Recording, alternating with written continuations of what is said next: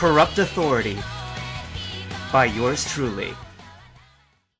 Hibiki began to move forward at the summon, but Munchlax waddled past him, and only then did he realize that Kenta had been calling the Pokemon.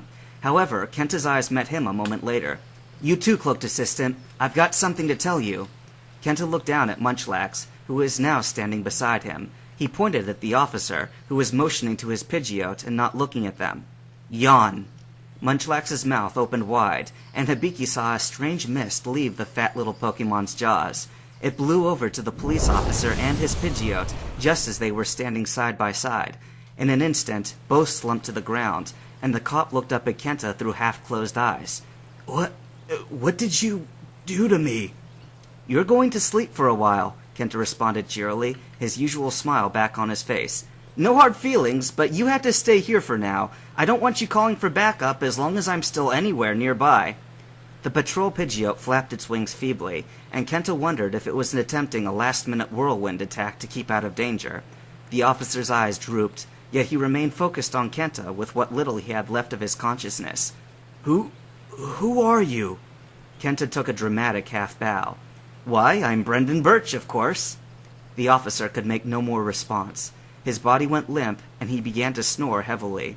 Beside him, his Pidgeot lay with its wings spread wide, looking as though it had been shot down from the sky. Kenta patted Munchlax's head with a smile, murmured, "Good work," and knelt down beside the sleeping officer. "Just a little business to take care of, and then we'll be off," he announced to Hibiki, handing him the policeman's ID information. "Here, find some place to drop Officer Takinawa's badge where he won't find it. Maybe hold on to it until we're back in the air, and then let it fall wherever." He pointed towards Tyranitar's Pokeball, which was lying on the ground where Officer Takinawa had tossed it. "Crush it to dust, Bolt," he ordered his dragon Pokemon. "I'll give you the Pidgeot's Pokeball in a second. It looks like this guy only had 2 Pokemon on him. I guess even higher-up law enforcement had to follow that new 2 Pokemon-only regulation set down by the government. Let's hope so. It'll make things a little easier on us." "What are you looking for?" asked Hibiki, staring over Kenta to see more clearly what was going on. Kenta rolled Officer Takinawa's body over so that he was lying on his other side, then shook his head. "Weird, he hasn't got a pistol. Do you see one, Hibiki?" "No, but I can tell you why." Hibiki held up a finger, happy to know something that Kenta didn't for once. "They said on the news that, in exchange for police officers being allowed Uber Pokemon, lethal arms would no longer be used for law enforcement." "Oh." Hibiki looked at Kenta, trying to glimpse his face, but Kenta had turned away. "That means less people will die each year," he said quietly, with the smallest hint of shame in his voice. "The whole of Japan is switching from guns to Pokemon because of G.R.I.P's actions. Maybe they're not all that bad in what they're trying to do." "Kenta?" Hibiki put a consoling arm around his brother's shoulder, despite being nearly 6 inches shorter than him. "It's like you said, we're not criminals. Let's keep to opposing what's bad and hanging on to the good." "Yeah." Kenta looked down and smiled faintly. "G.R.I.P has some of its priorities right. We'll do what we can to make them all right, okay?" "Okay!" Hibiki climbed onto Bolt's back as the Salamence was trampling busily on the broken fragments of Pidgeot's Pokeball. "Munchlax, it's time to go!" About 5 minutes later, the Nina brothers had resumed their flight as it had been before they had been called down by the cop. Hibiki, having carefully wiped his fingerprints from Officer Takinawa's badge, tossed it down into the treetops below, then leaned back and rested against Munchlax's torso.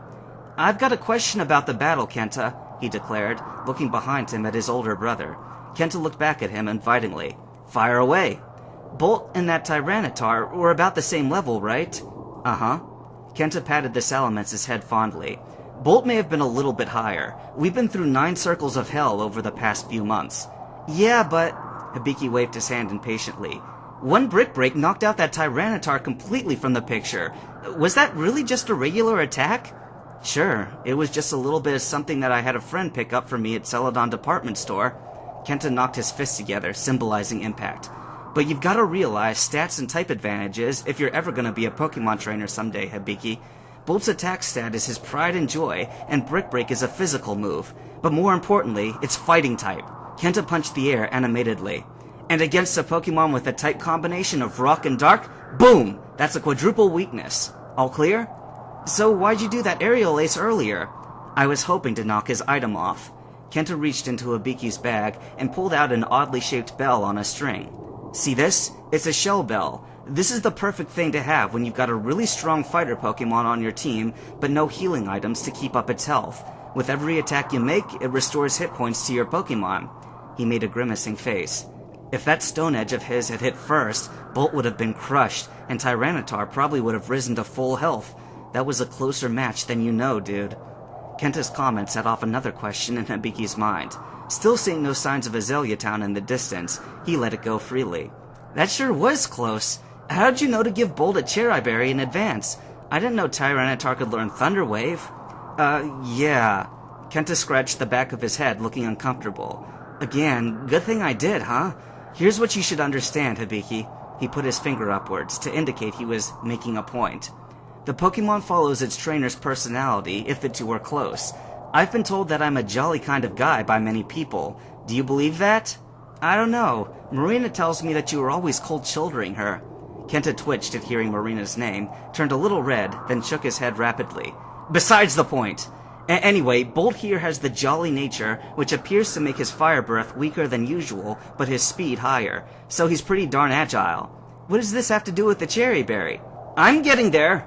Kenta held up his finger again. Bolt exceeds in speed, but if we were ever to lose that edge, we'd be toast in battle. The quickest way to do that is for the other trainer to hit him with a paralyzing effect. I never know when that's going to happen, so I usually have Bolt keep a Cherry Berry in one of his cheeks at all times.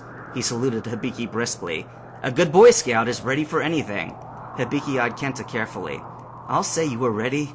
You must have anticipated being shocked by that officer's taser, too. How'd you avoid being fried like that? Well, that's... Kenta stopped, noticing something out of the corner of his eye, then twisted completely around so that his back was to Hibiki again. Look, he said distractedly. There's Azalea Town, dead ahead. Hold on tight, Hibiki. We're going down. You too, Munchlax. Over its years of being a quiet little town in the middle of nowhere, Azalea had become overrun on the outskirts with thicket bushes and wildlife. Since it was only the first day of April, there was still significant dead plant life, except for the surrounding evergreen pines and the cold-resistant pechaberry trees. Even the town's slowpoke population, which matched the humans as closely as kangaroos did Australians in numbers, was nowhere to be seen on the streets. The only signs of life were 2 woodcutters returning from Azalea Forest to the west, and one middle-aged female jogger wearing headphones. Bolt hovered to the ground in the backyard behind a particularly traditional-looking Japanese house, which appeared on first impression to be hundreds of years old. Kenta leapt off the Salamence's back and bade Hibiki to follow him while keeping a hand on the dragon Pokemon's head. You stay here, Bolt. We can't risk anyone seeing you out in the open, even if there is practically nobody out today.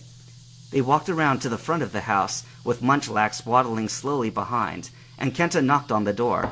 He turned to Hibiki, poking a thumb at it. Don't be surprised at anything you may hear when old Kurt answers. He's a little out of it in his senior age, but don't worry. We go back, Kurt and I. The door slid open, revealing a young man with a Pokeball in his hand, holding a hammer in the other. He stared in shock at the 2 strangers on his doorstep, partially at the youth in Kenta's brown traveler cloak, but primarily at Kenta himself. You! He stammered. But you... Curtis! Kenta said sternly, pointing at the Pokeball in the other man's hand. What do you think you're doing answering the door with that in plain sight? Have you forgotten what I told you? Oh! Sorry. Get in, quickly! Kenta reached out and pulled Hibiki through the threshold of the sliding door, and Curtis pulled it shut behind them a second later. The 3 of them stood looking at each other for a moment, and Curtis pointed at Hibiki. Who's he? Oh, him? Kenta patted Hibiki's shoulder affectionately, giving Curtis a reassuring smile. We can trust him. He's my younger brother. Hibiki, this is Curtis Kuchinawa, a personal friend of mine, American exchange student, and apprentice to the Pokeball Master Craftsman, Kurt. More like adopted grandson, coughed Curtis. He looked at Kenta seriously. More importantly, you're alive! How did you survive the Sylph incident? Curtis looked at Kenta's choice of dress. And why are you wearing Brendan Birch's clothing? There'll be time for that later, said Kenta hastily, checking around the room to make sure that all window shutters were closed. Curtis, is your grandpa in? I really need to talk to him about something. It's very important.